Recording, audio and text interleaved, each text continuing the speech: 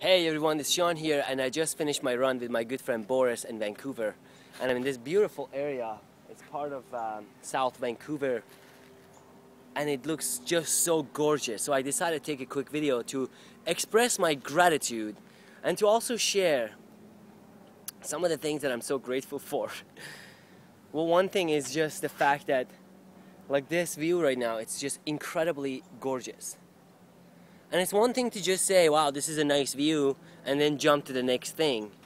It's a whole other thing to see the beautiful view and to actually be able to reflect on it and enjoy it. The other thing I'm very grateful for is the fact that yesterday I got to meet Joel Osteen after months and months of listening to him. He came from Houston. I don't know if you know Joel, but he's a minister in Houston, Texas. And he came down to Vancouver, and I got an opportunity for seeing him to come and see all my friends and to actually be re-inspired again. And some of the biggest takeaway I got from Joel yesterday, well, there was many takeaways, like his message was a lot of message of hope, as he usually does so beautifully with his stories. But the big thing was, for me, when I saw Joel standing on the stage, I almost felt how he was feeling. You know, it's almost like you get a sense for how the other person is feeling. And then I turned around, and there was like hundreds of thousands of people watching him speak and share his stories. And some of the stories he was sharing was how his mother had cancer and was recovered, and how, you know, his dad died and he was tested and he had to overcome all his struggles. So I almost had like this, this is a good stretch, by the way.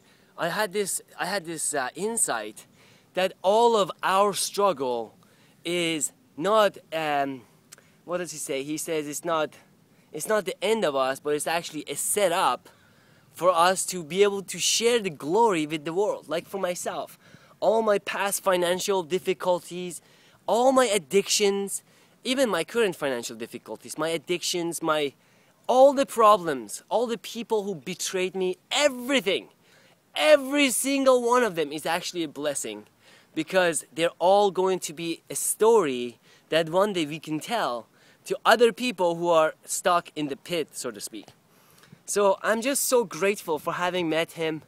I'm also very joyful to having met guys like Eben Pagan, who inspired me and showed me how someone with poor family background, someone who was living in a trailer park, literally, and who was a complete failure, dropout from high school, has been able to create a multi-million-dollar business on internet, and so compassionately he's sharing it with everyone. So I'm so grateful for Eben. I'm grateful for Christian Mickelson, who I got the pleasure of meeting at Chicago's event, at Eben's event, who is also a coach, teaches other coaches on how to coach. And why I'm so happy to see him, because he also has this spiritual love, as I feel, for God and for truth. He also shares that. And seeing the level of success that he had, I had a conversation with him actually. I asked him, Christian, how long have you been doing this? And he said, I've been doing this for about 11 years. He's been teaching, he's been coaching coaches on how to get more clients. So I had this, pretty interesting insight that I'm probably, technically speaking, I'm about 9 years behind Christian in terms of my business. But I also had this huge positive insight that it doesn't have to take 11 years, because I get the pleasure of learning from them. So just like someone who comes trained with me and I teach him how to get fit, etc., it doesn't have to take them 10 years to get fit, because I learn a lot of the methods and I can share them, and it can speed things up very quickly. So I think if I can teach someone what I learned in 10 years, then guys like him and Eben and Christian and guys like that, they can actually speed up our learning to maybe a few months or maybe a year or 3 years. So what am I saying? Basically, I'm saying that life is good. Basically, I'm saying that I'm so grateful to be here this morning. I'm also saying that if we are not feeling, if you're feeling stuck in a way, you're struggling with addiction, health problem, loneliness, all those feelings are actually a blessing. And I know it sounds really hard to believe sometimes when we're feeling lonely or bored on a Saturday night and you feel like nobody likes us. But I guess my best advice is to be inspired by someone. Like, there was many times in my life where on a Friday night I felt completely lonely.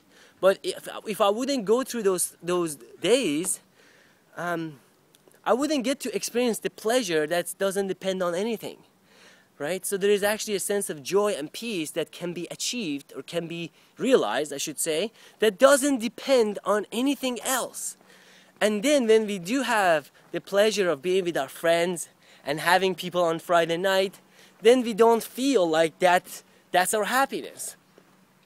So I finished this by a lesson that I learned from my coach Rupert Spiro, who is a non-dual teacher. And he shares how at a certain stage of our life, it becomes very clear that the love, the joy, and the peace that we want cannot be acquired in anything physical or in any relationship, right?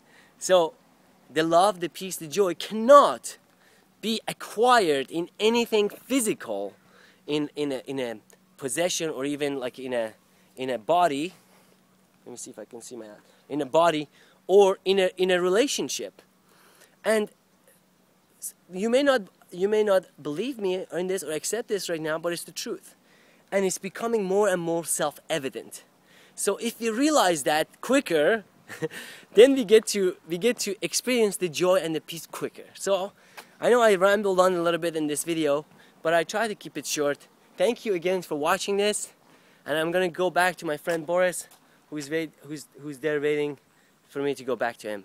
So thank you so much. I will talk to you soon.